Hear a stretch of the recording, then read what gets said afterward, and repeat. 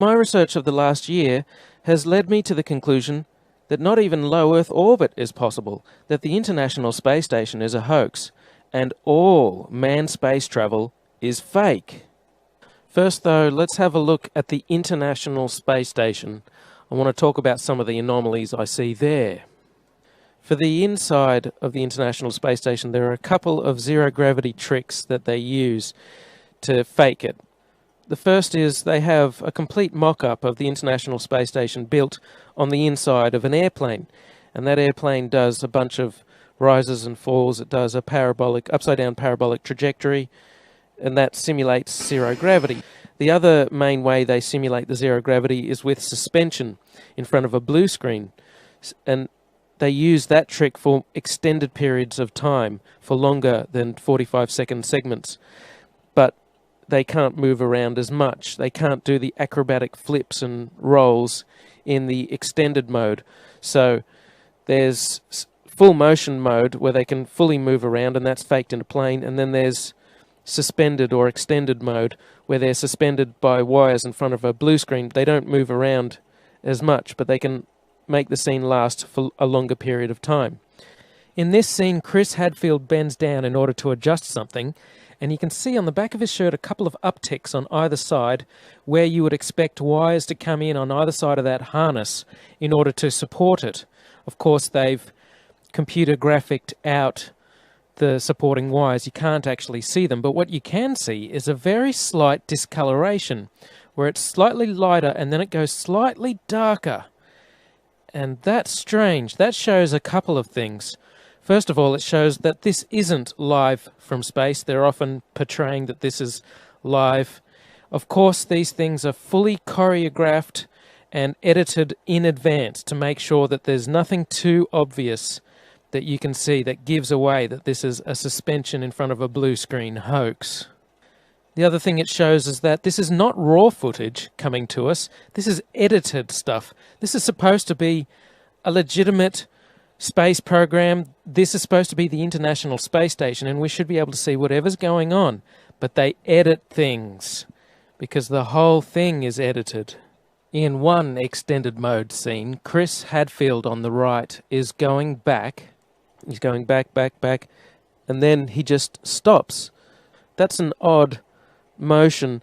You would expect if this was true zero gravity that you have to support yourself, you have to stop yourself on both the top and the bottom of your body as you're drifting back. If you just stop yourself with your feet, then your head will rotate backwards. Conversely, if you just hang on at the top with your hands, then your feet will still keep moving. You have to support yourself at both the top and the bottom of your body. But his hands, Chris Hadfield's hands, aren't touching anything. He just goes back and then he stops.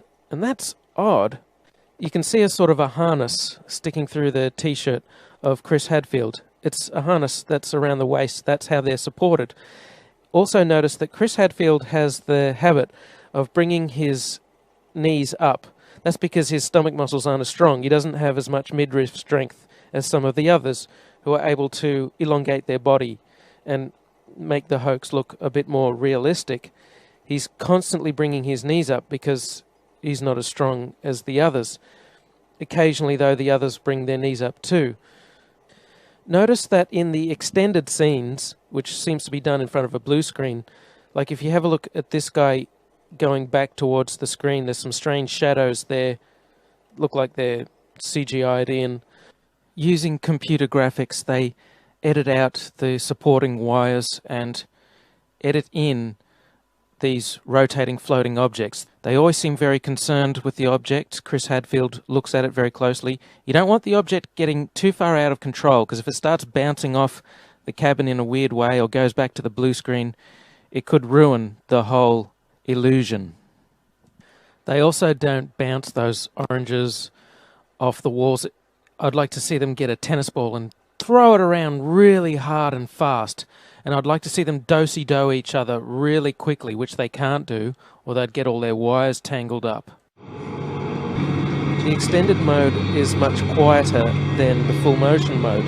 In full motion mode, you can actually hear the sound of the jet engines, the engines of the airplane. in every single scene of full motion mode, in every segment of the International Space Station, you can hear this loud sound, the sound of the jet engines. You could argue that it's the air conditioning system. Not even an office air conditioner is that loud. And why is there a loud sound in every segment of the International Space Station? That's because no matter how soundproof you make it, you can't filter out all of the sound of the jet engines. An airplane is just too noisy. You can put noise-cancelling headphones on when you're on a plane, and that doesn't stop the sound from getting through. It muffles it. They also use microphones that don't pick up very far away. If you have a look at this scene here, you can see that when the microphone's in the middle, pointing towards the guy in the middle, you can't hear the sound of jet engines as much, but when the microphone goes to the guy on the side, you can hear the sound of jet engines a bit more. So you can't truly soundproof the inside of the airplane where they fake full motion mode. You can see in this scene from the recent National Geographic documentary Live from Space, Koichi Wakata is looking at the window there. This is full motion mode, and you can tell because of the sound of jet engines. In quiet mode, they can go to the cupola and they can look through at their model. And you can see an amazing model. Gee, why would you build the International Space Station out of a bunch of long, thin segments that can easily break at the joints? So there's their fairly realistic view of the rest of the International Space Station. Hello, Rick. Hello, Dermot. Welcome to the International Space Station. Oh, it's nice to have you with us. Rick, thank you so much. When did you apply to join the astronaut program yourself? Well, actually, you know, getting selected as an astronaut's not as easy as it sounds. I started applying many years ago, and it actually took me 9 years and 9 different applications before I was finally selected in 3 different interviews. Oh, absolutely. It went well beyond any expectations I had. And Koichi, you're the commander of the ISS. Congratulations, the first Japanese commander. What does being commander actually mean?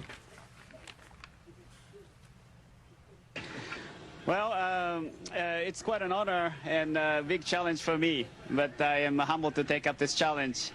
I'm so happy to be able to work with my very hardworking crewmates, Rick and Misha. And I think I got to see that I have a really talented and motivated crew. I got the easy part.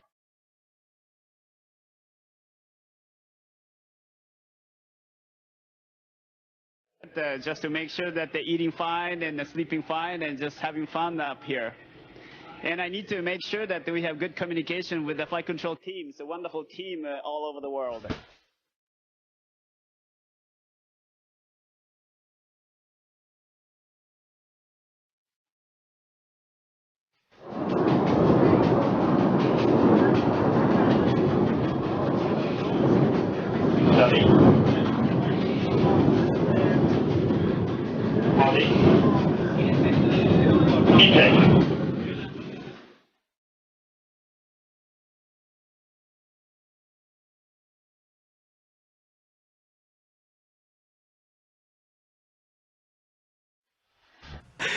Yeah, I wish, but you know, we work together as an integrated team, and it's really a lot of fun to work with Rick and Misha. And what's the reaction been like in Japan?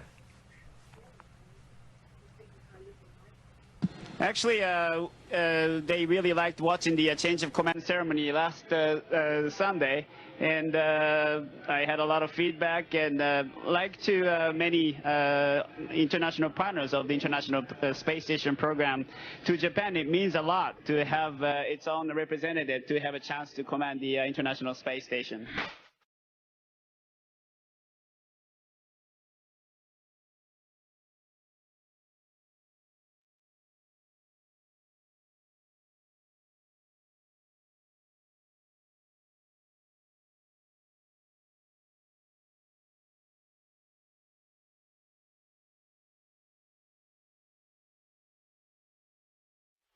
Now have a look at their feet. There's stabilization bars, blue stabilization bars.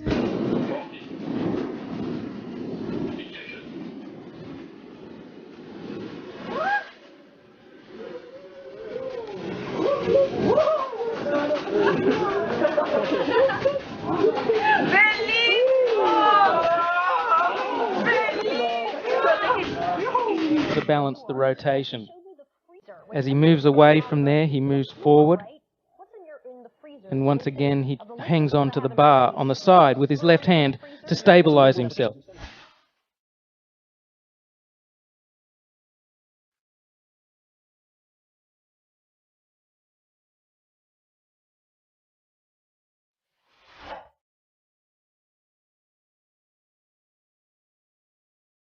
From the International Space Station. Hello, Katie. Hello. This is so cool, isn't it? Hey, Katie, I want to welcome ask aboard you a the space question. station. This is Leah. Look at this. Wow. Are you going to be okay, or? There's a delay, too, so we got to take that into consideration. Katie, can you hear me? You know, we Yes, I can hear you. Yes, I can hear you. Oh, good. Thing we do, we're weightless, and all the things we're doing it with are weightless as well. So you start off with that teeth brushing thing, and I have to say, you know, spitting, that's going to be a problem. So we swallow our toothpaste, and the day goes weightless from there.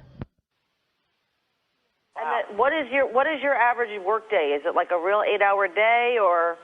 And then what do you guys do? You sit around looking out the windows, or what do you guys do? This is what I want to know. That scare you?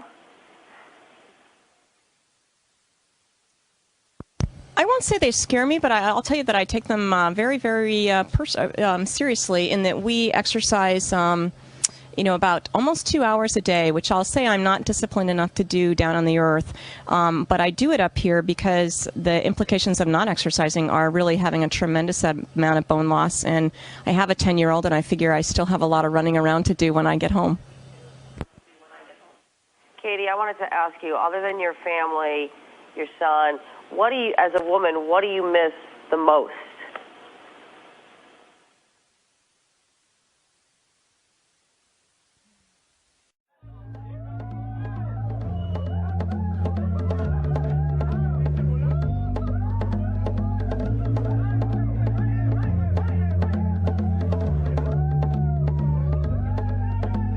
Jelly beans, but then how to eat these in space, this is truly challenging, because as soon as I open this bag, all of these are going to want to come out. And so I'm going to have just a couple come out.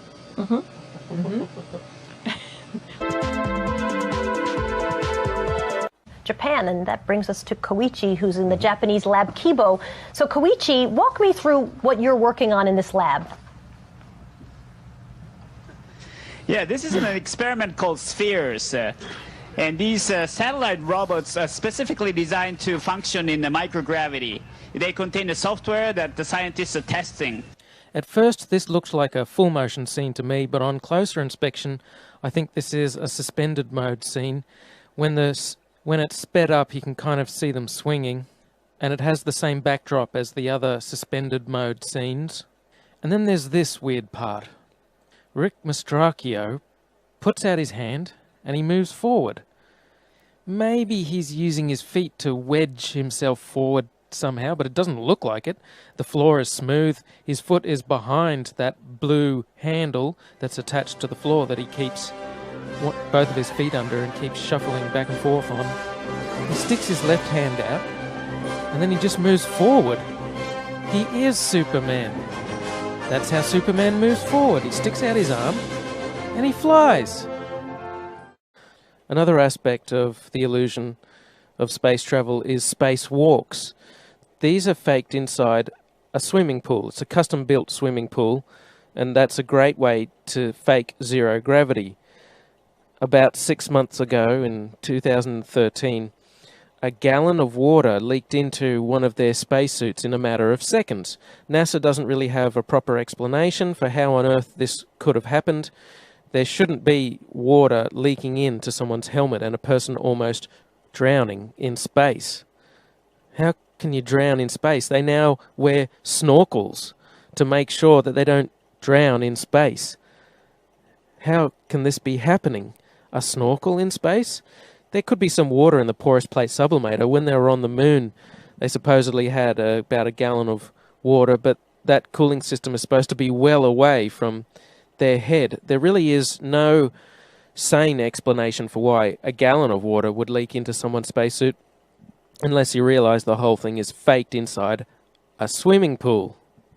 In this scene, you can see the Chinese spacewalk, and you can see a bubble coming up from the guy's suit. How do you have a bubble in space? Space is supposed to be a vacuum, not a swimming pool. But it's obviously just a swimming pool filled with water. Obviously, there would be some equipment that they could only fix from the outside, but a lot of these spacewalks, it seems like equipment they easily could have configured to be accessible from the inside of the International Space Station. It seems more like an excuse to get out and show their other space trick, which is the faking of spacewalks in a swimming pool. In this vid, you catch a glimpse of someone wearing a scuba tank. Scuba tanks in space? Snorkels and scuba tanks in space? They act like a spacewalk is just a walk in the park, like there's very little danger involved at all. They're looking through the spacesuits. Oh, here's a spacesuit. We're going to go for a spacewalk. As if there's no danger at all. Like they don't care. They don't care. They don't act like they're in a life-threatening situation, like they could die at any second, even though they can.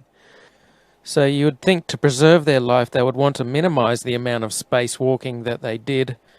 But there seems to be an abundance of equipment on the outside of the International Space Station that constantly requires repairing, which makes for a good TV spectacle and is inspired by movies like Sandra Bullock's Gravity. And after Gravity came out, they of course had to do another spacewalk to fix some emergency, some piece of equipment that their lives depend on that amazingly they can fix every time.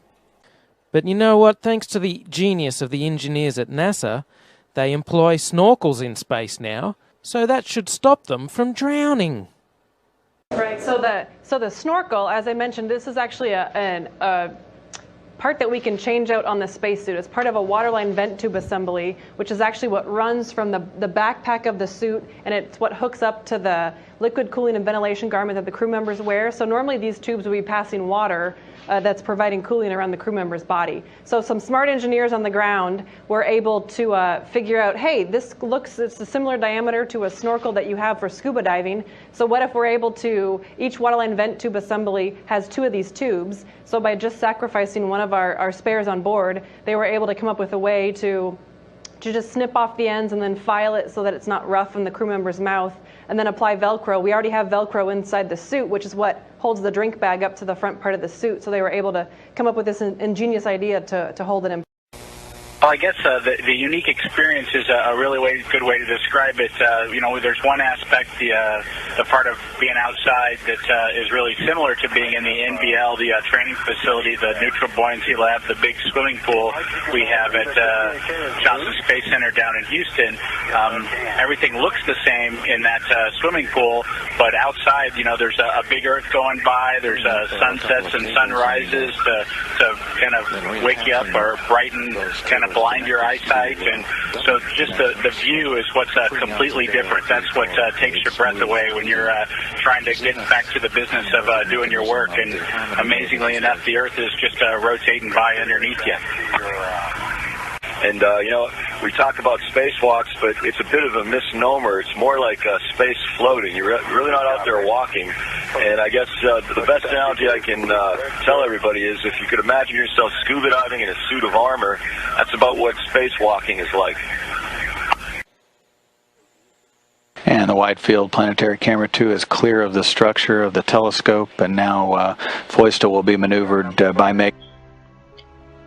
It's a Chinese spacewalk. A bubble rises in the pool. It's complete fraud.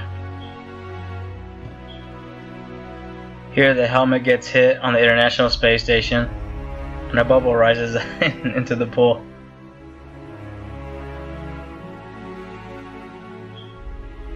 This spacewalk from NASA isn't even a month old yet. And here's a bubble taking an odd trajectory because it's in a water pool.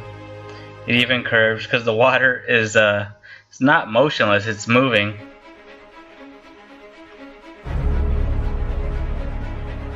And here on the International Space Station, they once even got caught with a scuba tank in space. It's ridiculous that they get away with this shit. Lots of things could go wrong. They're on the edge of death every second, yet they act like giddy children with gay abandon.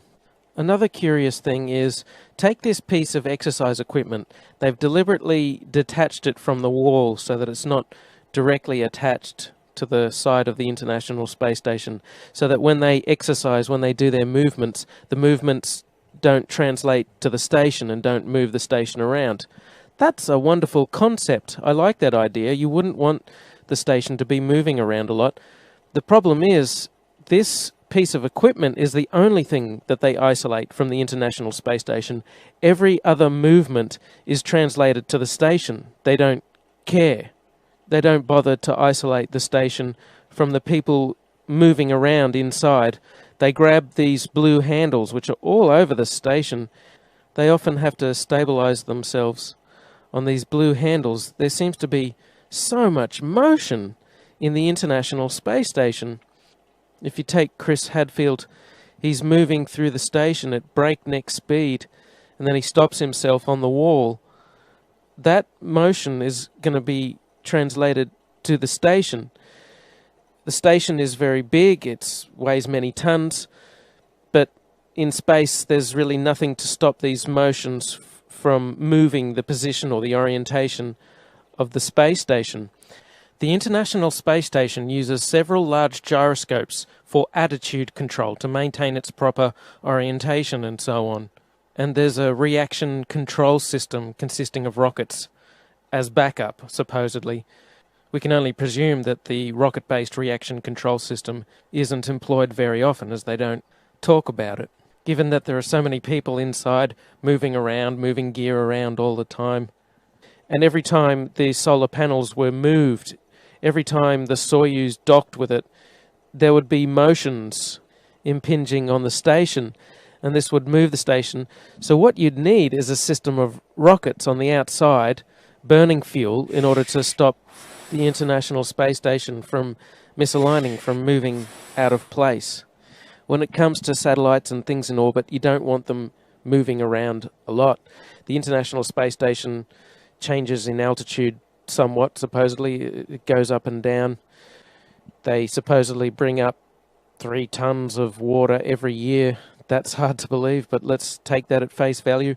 But they never talk about huge amounts of rocket fuel. But even without the rockets, all of these motions of the astronauts and the solar panels moving around would put tremendous strains on the joints, and they're not flexible joints. Having a huge airproof flexible joint of that size would be an incredible engineering feat. They don't have them anyway. There's not supposed to be any relative motion between sections.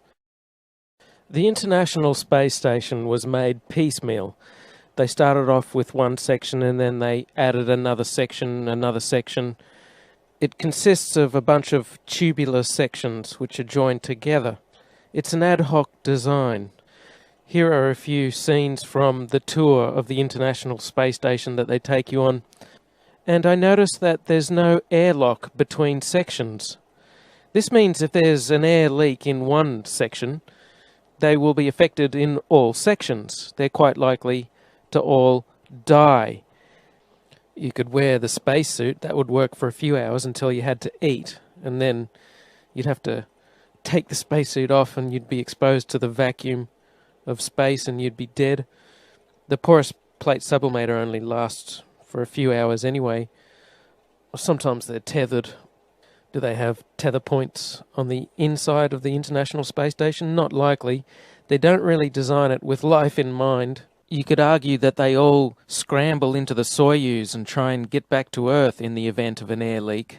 Well, that would be very odd. They would have to completely change and recalculate all of the re-entry parameters. If you're going to cram all 11 people or however many people they have on there, they have many people on the station at the same time.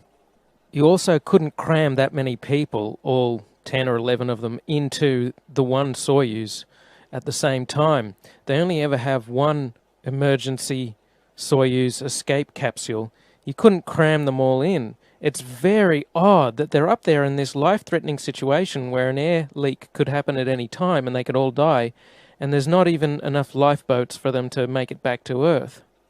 Having no airlock in between sections is very odd. The more sections they add to the International Space Station, the more dangerous it becomes, and yet they don't care. Another curious aspect is how they deal with water. There's no proper shower, so they must be incredibly uncomfortable and stinky the whole time, yet they have huge smiles plastered on their face. They can't have a proper shower.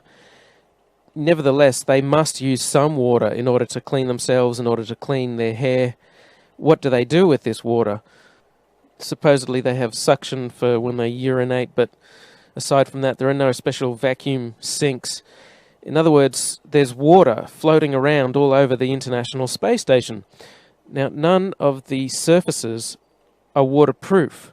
It's just expected that you keep the water confined to one area of the International Space Station, away from the delicate electronic equipment and so on. And what do you do with this water, especially dirty water? Because that's what water does. It absorbs dirt and particles. They would accumulate so much filthy water. The mantra, of course, is recycling. They're supposed to recycle everything. Wow, they have some amazing recycling technologies on the International Space Station that they can't demonstrate anywhere else. I mean, it's a super water recycler that's compact enough to fit inside the International Space Station. Imagine how much maintenance such a system would require. You'd have to bring up so many filters and chemicals, and things would be breaking down and you'd have to repair it, but you don't have the tools to do it. So there's another curious, strange aspect of the International Space Station which endangers their lives and could kill them. But they don't care. They always have huge smiles on their face, like they're having a really good time, even though they could die at any second. Another curious aspect is that humans emit dust with time. Their skin dies and drops off. That's what makes for most dust inside a person's house. There'd be so much dust building up on the International Space Station, and yet you never see them go around with a dustbuster, with a small vacuum cleaner sucking things up. What do they do with the dust? Well, supposedly there's a trash disposal thing in the form of a re-entry vehicle which strangely burns up on re-entry, even though the ones with humans inside supposedly survive re-entry. That's a very curious contradiction, but they have a trash disposal capsule that they put their trash into, but they never talk about the dust. They never talk about the solid waste from the supposed space-age sewage system that they have. That's another strange thing, is supposedly they have a sewage system. I don't know how they cram it into the International Space Station. Perhaps it's in the walls of the station, but they never talk about the smell. It'd be impossible to avoid the smell of a sewage system in the walls of the International Space Station because they're trapped inside this tin can. It's completely sealed from the vacuum of space. You could have any number of super filters and try and get rid of the smell. It wouldn't work. They never talk about bringing bacteria up in order to replenish the bacteria that's in the sewage system. They never talk about bringing all of the extra oxygen up that you'd need to let the bacteria process the sewage. In fact, what they must do is simply store their feces in the cupboard. They would have to put on a pair of plastic gloves and grab their feces and put it in the closet. There's no sewage system on there. They can pretend that there's a sewage system. There's no sewage system. So in other words, they're living with their own feces, and the smell must be incredible. Yet they always have huge smiles plastered on their face, like the International Space Station is the best place in the world to be. But it would be awful. What about their laundry? Well, Chris Hadfield admits there's too much water taken for laundry. They don't do laundry. They just throw their clothes in the trash when they're done with them. Laundry piles up. Is there a way to clean clothes in space? No, it takes a lot of water, of course, a washing machine and a dryer. We don't have anything like that. So we just We just wear our clothes till they wear out, and then you throw them in the trash, and the trash is like a little unmanned resupply ship. And when it gets full of trash, then we close the hatch, and it undocks and backs away and falls down into the atmosphere. So your dirty laundry actually gets incinerated in the atmosphere. And so, wait a minute, you're kidding? You guys on the space station are throwing your underwear out, your dirty underwear out the window, and it's raining down on us?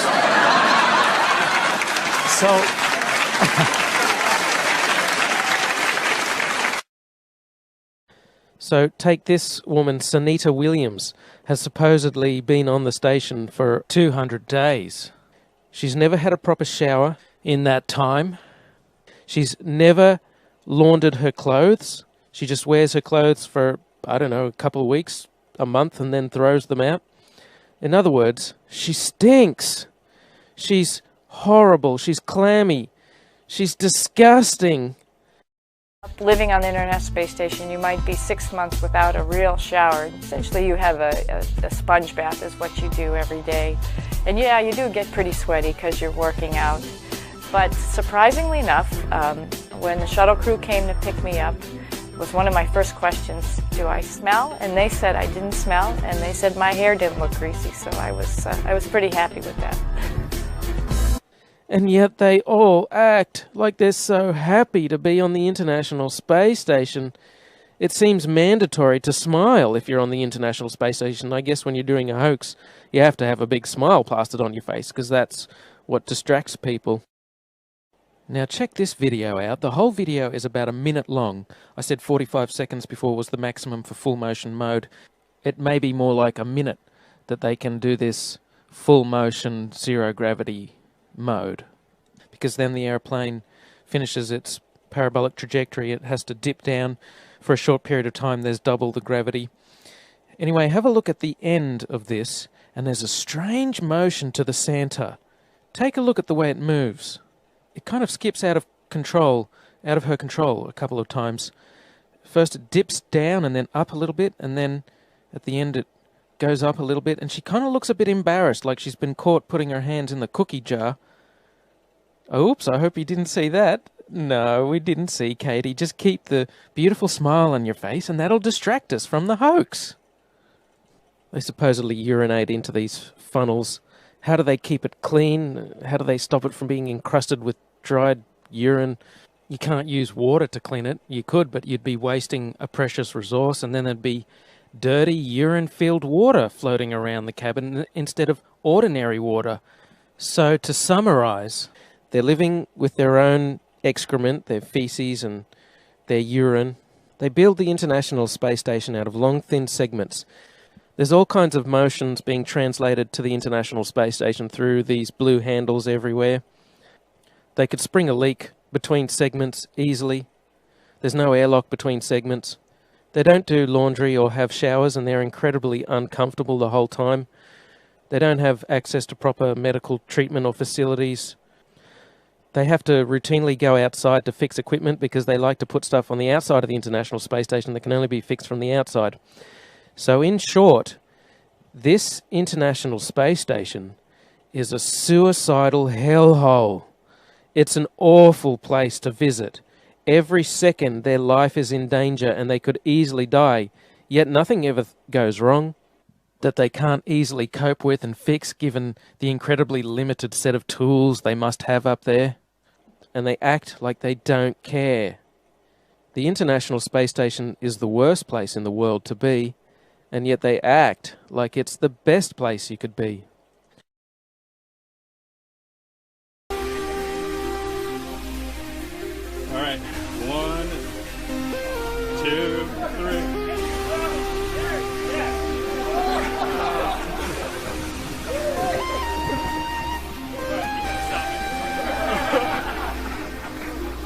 That's zero gravity for you. Oh, you just can't stop it. All right. All right, so pull it in, people, pull it in. Thank you so much. Fake ass shit. Yeah, you're selling space. Great flip.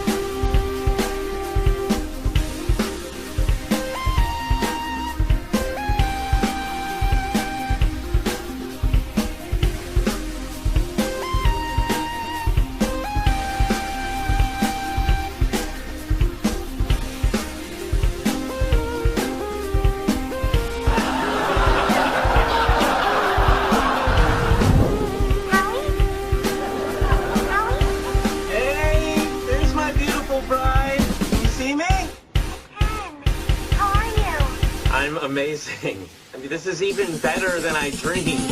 I look out the window and it's all so unbelievable. Well, when we look out the window, Emerson, the thing that we see and notice the most is planet Earth. Some of our best windows face the Earth, and it's very blue. Hey, look, this pen is floating. How crazy is that? Oops. You realize you just laid your ass off to your wife and your mother. You don't have to shout, Raj. It's not like I'm an astronaut floating around in outer space. Oh, wait, I am.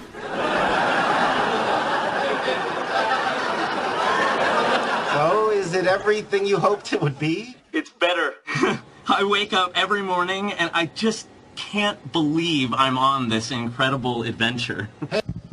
Well, most fun is actually waking up every single morning and realizing that I am still here on the space station. I mean, I grew up as a scientist, and then I was really excited about trying to be an astronaut, became an astronaut, but still part of you just doesn't believe that you'd really get to live in space. Weightless. Free orbit. Just where are we? You mean this thing is working? We're... No, sir. Not me. Nobody ever told me this was practical. Turn this thing around, you hear? Take me back. I ain't going. That's just to look at. I'm sick. Take one of these pills. It'll settle your stomach.